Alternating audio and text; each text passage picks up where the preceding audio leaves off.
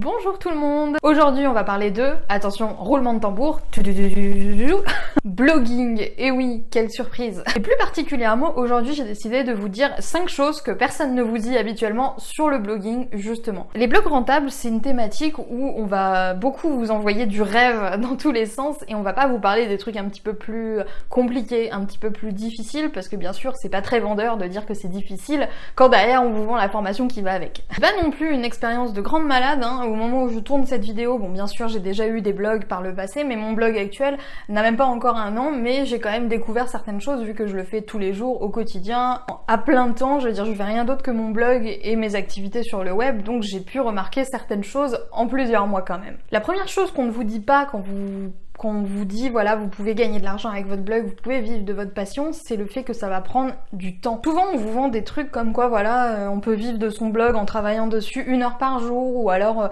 vous allez gagner 10 000 euros de chiffre d'affaires d'ici 2 mois, etc. Et tout ça c'est un peu du bullshit comme on dit, n'est-ce pas? C'est un grand mythe le fait qu'on puisse vivre de son blog en 1 heure par jour, et je ne dis pas que c'est impossible.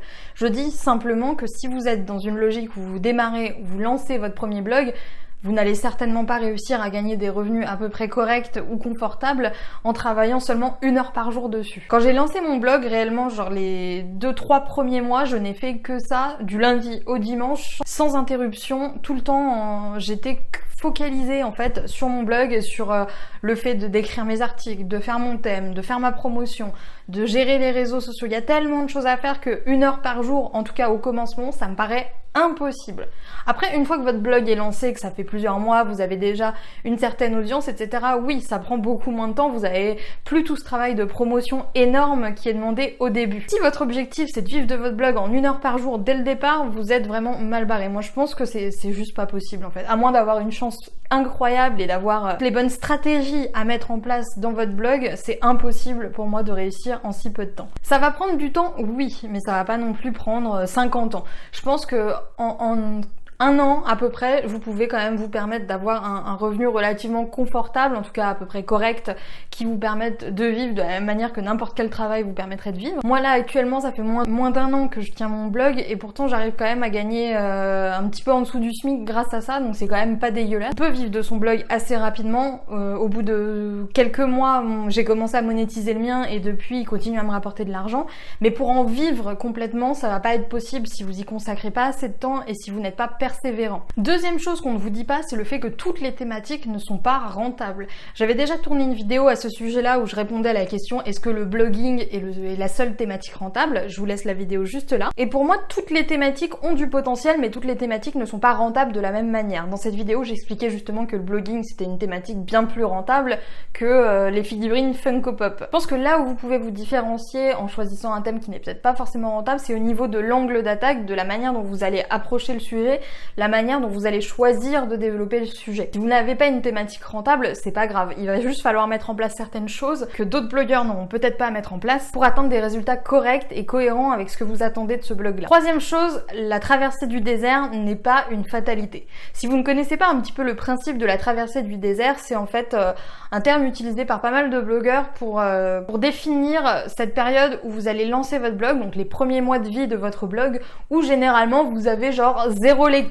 Et les grands blogueurs expliquent ça en disant que c'est tout à fait normal, que tout le monde passe par là, que au début vous n'allez pas avoir beaucoup de trafic, ce qui est très logique en soi, mais moi je suis persuadée qu'il y a plein de moyens justement d'éviter, de contourner cette traversée du désert. D'ailleurs moi j'ai vraiment pas le sentiment de l'avoir vécu malgré le fait que j'avais pas énormément de visites, parce que les gens commentaient, les gens venaient me donner des retours et les gens discutaient avec moi, donc j'ai vraiment pas eu le sentiment de la vivre, et je suis persuadée que vous aussi vous pouvez très bien lancer votre blog et avoir du trafic dès le début, peut-être pas un trafic de fou, mais avoir quand même un petit peu une petite audience qui vous suit dès votre première publication. J'avais écrit un article complet à ce sujet qui vous explique comment obtenir du trafic dès le lancement de votre blog, vous retrouverez le lien dans la barre de description. Quatrième truc qu'on vous dit pas, c'est qu'il n'existe aucune méthode universelle pour gagner de l'argent avec un blog. Souvent, si vous êtes un peu comme moi et que vous vous renseignez pas mal sur le sujet à gauche à droite, vous allez vous dire mais attends, lui il me dit ça et l'autre il me dit autre chose, et en fait c'est des informations contradictoires et on sait pas vraiment qui on doit écouter, qui on ne doit pas écouter,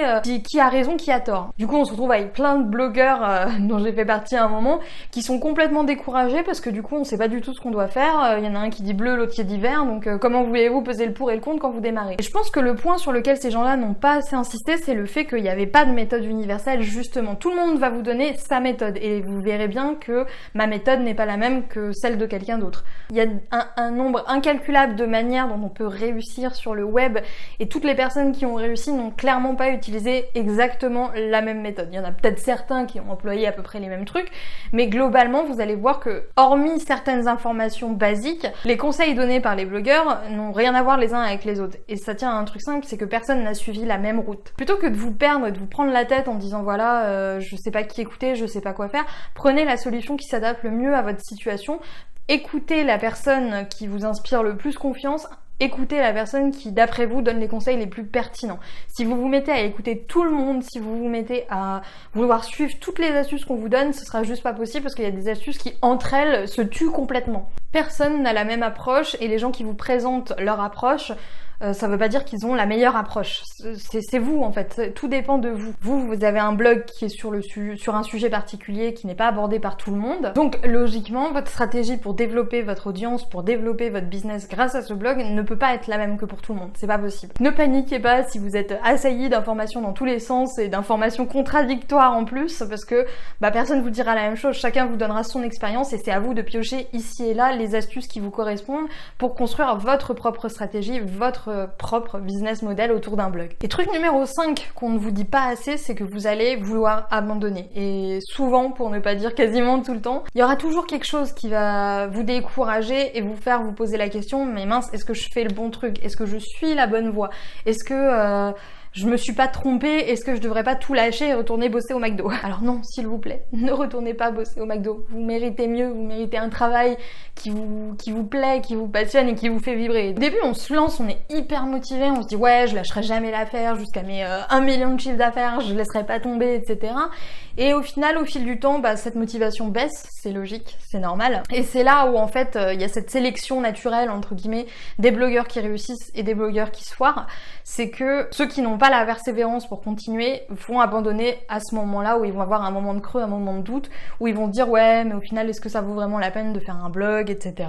Ça me rapporte pas assez d'argent, j'ai pas assez de visites, machin. C'est une chose de se poser toutes ces questions-là, de faire un point un petit peu sur son activité et de recadrer un petit peu les choses si jamais on a tendance un petit peu trop à s'éparpiller. Si dès la première fois où vous vous dites est-ce que c'était vraiment une bonne idée, vous abandonnez, vous n'arriverez jamais à atteindre vos objectifs. Pour moi, n'importe quel blogueur peut gagner de l'argent avec son blog, qu'il ait ou non les capacités à la base pour le faire. Il y a plein de choses qui s'apprennent, il y a plein de compétences qui se développeront au fur et à mesure, et tout ça, ça n'arrivera que si vous continuez à être persévérant jusqu'au bout.